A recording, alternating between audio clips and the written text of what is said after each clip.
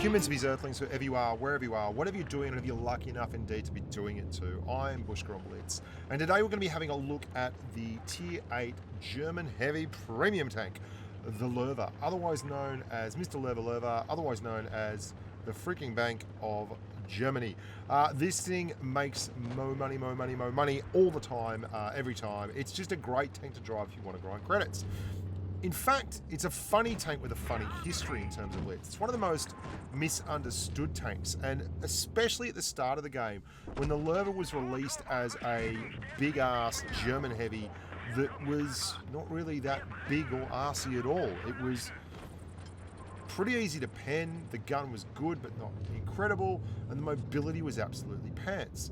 And it did actually do really well if it was played as a support or a side scraping tank that didn't try to push in and go open field.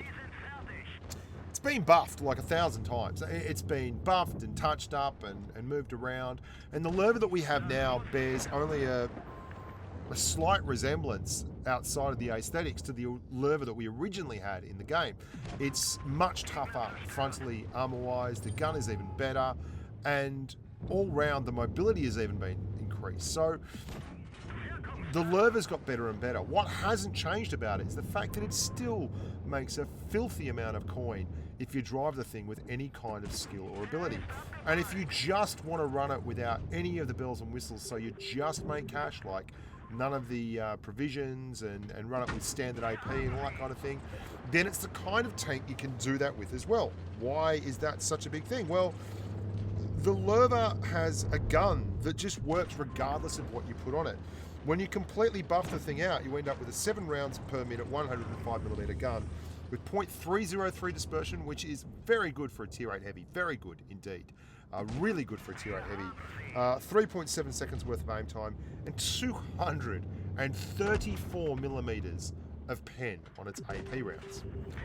The T32 would kill for that kind of AP pen.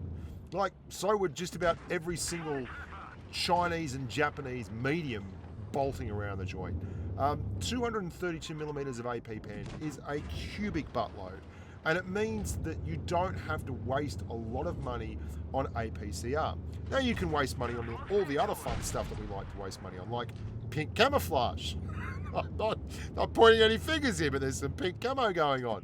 Or you can spend a lot of money on provisions and premium consumables, and that's fine, and that's your wicket. That's what you get to decide to do. But if you just want to make money and grind and have a tank that can absolutely cover off across an enormously wide range of situations, then it's very hard to go past Mr. Löwe. Now, let's break down for you exactly, as Seppi Tempest just rips Castilla apart, let's break down for you exactly where the Löwe shines and where it struggles. Because it has some incredibly valuable features that work very well, and it's got some things that aren't so great also. But they all combine together to give you a pretty unique package as tanks go. What it does well is have a gun that hits what you aim it at. Okay, that is the primary thing that the Löwe has going on for it. And I don't know why all these videos are on Castilla. In fact, I had a KV5 video as well, and I had a Drac video, and I was going to mix them all in together and just call it the Castilla bundle. But I decided not to. I decided to break them up because I've got so many good videos, guys. Like, you guys, please don't stop sending them in. I appreciate tremendously the effort the community's making to get themselves featured on YouTube. It's a beautiful synergistic relationship between us. You want to feature on YouTube. I want to feature the best gameplay money can buy. And basically, I get some really good games, but for instance, I played for 2 hours today. Played for 2 hours. I had a couple of really good games, but then I go back to YouTube, to my Gmail account, and I look at it, and there's people who have not just had good games, there's people who've had games that are the best games in that tank I've ever seen. And it's very hard to, with a straight face, show me doing 2 or 3 games of 3.5K in the Löwe when I could be editing these guys that are doing 4,000 damage and up and playing it perfectly. And you can see what I really like about this. Look at the angle that our protagonist has going on here. The tank's upper glacis is really steep for anyone shooting at him from the left. And there we go, that Jagdtiger's finally got himself up into the game and has moved on top of the tracks there, on top of that sniper area. This is a really bad move by that Jagdtiger, by the way. Look at the Lurva. Watch the angle. The tank is angled up at about 25, 30 degrees. That upper Glacis looks tremendously bouncy right now. The gun works brilliantly at this, and he also has the added joy of having a gun that has a little bit of gun depression, which allows him to get shots off in all kinds of weather. How much gun depression do you ask? Well, I'm glad you asked. 8 degrees of gun depression on a gun with this caliber of marksmanship is tremendous. It allows you to really not miss out on a lot of opportunities to get shots in. And the turret is actually quite bouncy. You can be penned around the edges and the cheeks, but you shouldn't be open fielding in this tank anyway. Like, you can get away with it at times against lower tier tanks or tanks that don't have great pen, but you will get to a point where if you're in open field and they've got half a brain, they're going to pen you, right? So where does it fall down? Well, the mobility is not insane, right? The mobility is not incredible. In fact, I just wanted to point out, if you do run this tank with double rations, you can get it down under 0.3, but I run it with a protective kit because you can get it to 0.299. Because basically, I find that when you're side scraping in tanks at this tier, you take a lot of module damage, particularly German tanks that can get lit on fire and have engine damage, and the last thing you want to do is go side scraping and lose a driver or something crazy like that and not be able to move, because your mobility is already very, very rough in comparison to the guys that you're playing up against. Look at this. This is the bank being driven into the middle of the bad stuff and face hugging. I really enjoyed this section. That T69 is trying to deal with a whole lot of pie-eating German, driven very up close and personal. Angles, all the angles. Really good work there. Bounces the shot from the important tank, the Borsig. Manages to hold on 5 hit points. Lurva is a big, hefty, heavy tank with all its armor at the front. So anyone that's trying to run into it is going to struggle to do even 5 hit points worth of damage when you're nudging and shuffling like this.